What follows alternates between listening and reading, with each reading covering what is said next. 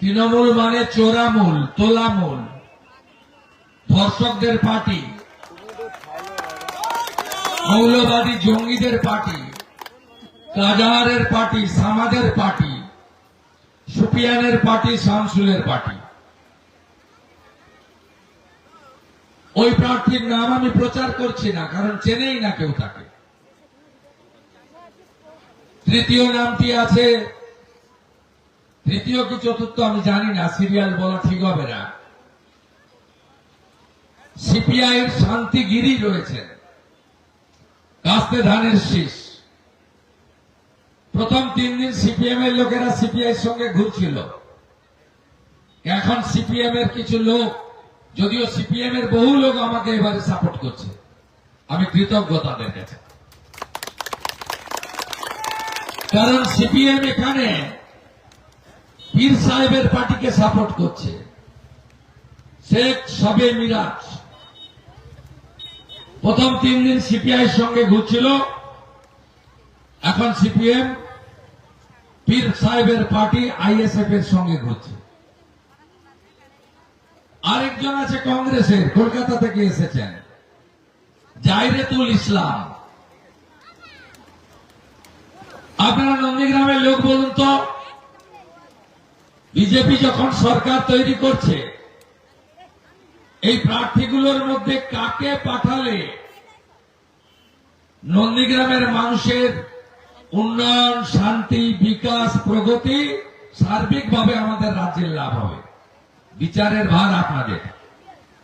বিরোধী দলনেতা সাথে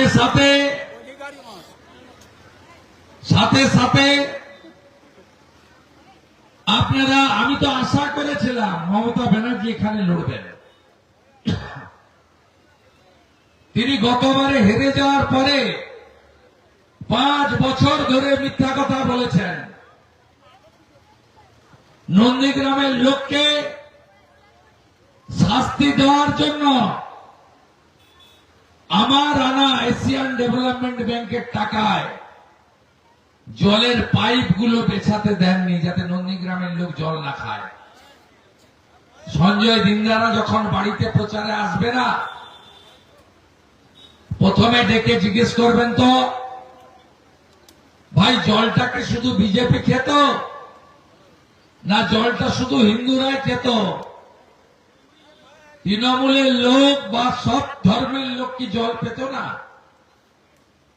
গোলপুকুর বাজার পেরিয়ে গেলে বাম সাইডে দেখবেন হাজার হাজার পাইপ পড়ে আছে, জং ধরেছে, ধুলো জমা হয়েছে।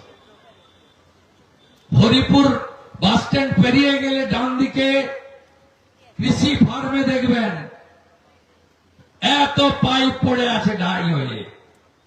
5 বছর পাততে দেয়নি যাতে আপনারা জল না খান। রেলের কাজ প্রায় সম্পূর্ণ, 80 একর জায়গা লাগবে। নন্দীগ্রামে উঠবেন, বাজকুলে নামবেন, গোটা ভারতে যেখানে যেতে চান চলে যাবেন। 74 একর জায়গা দেওয়া আছে, 6 একর জায়গা দেয়নি। আপনাকে দিতে হবে না মাননীয়া, 4 তারিখের পরে আপনি প্রাক্তন হবেন। আমি গোটা রাজ্য ঘুরে ফেলেছি, রেকর্ড করে রাখুন আমার কথা। ভারতীয় জনতা পার্টি 170+ নিয়ে এবারে সরকারে আসছে। সবাই বলছে আর নেওয়া যাচ্ছে না, যেতে এদের হবে। টিভিতে মোবাইল ফোন খুলে দেখবেন 72টা স্পেশাল ট্রেন দিয়েছে ভারত সরকার। 1 কোটি পরিযায়ী শ্রমিক ভোট দেওয়ার জন্য যাত্রা শুরু করেছে। ট্রেনে উঠছে আর নামছে, বলছে জয় শ্রীরাম, জয় শ্রীরাম, জয় শ্রীরাম, জয় শ্রীরাম। বেকার যুবক যুবতীরা বলছে চাকরি চাই, বিজেপি তাই। ধান চাষি, আলু চাষি, কৃষকরা বলছে ফসলের দাম চাই, সারের কালোবাজারি বন্ধ হোক চাই, তাই বিজেপিকে আনতে হবে। মা বোন দিদিরা বলছেন আমাদের সুরক্ষা চাই, আরজিকর আর না, দুর্গাপুর মেডিকেল কলেজ আর না, মা বোন দিদিদের তো ছাড়েনি, ছোট বাচ্চাদেরকেও ছাড়েনি এরা। এই মুখ্যমন্ত্রীর ভাষা শুনেছেন? ফুল রেপে 20,000, হাফ রেপে 10,000 তো দিতেই পারি। শরীর থাকলে জ্বর জারি হয়, তাই একটু একটু এগুলো হয়। আমার কথা না, এসব কথা আমি বলি না, মুখ্যমন্ত্রীর ভাষা। আরজি করে ডাক্তার বোন ধর্ষণ খুনের পরে এই মুখ্যমন্ত্রী বলেন ওর বাবা মা চাইলে তো আমি 10 লাখ দিতেই পারি। আমরা বলি 20 লাখ আপনাকে দিচ্ছি, তাড়াতাড়ি বাংলাদেশে পালান, আমরা বাঁচি।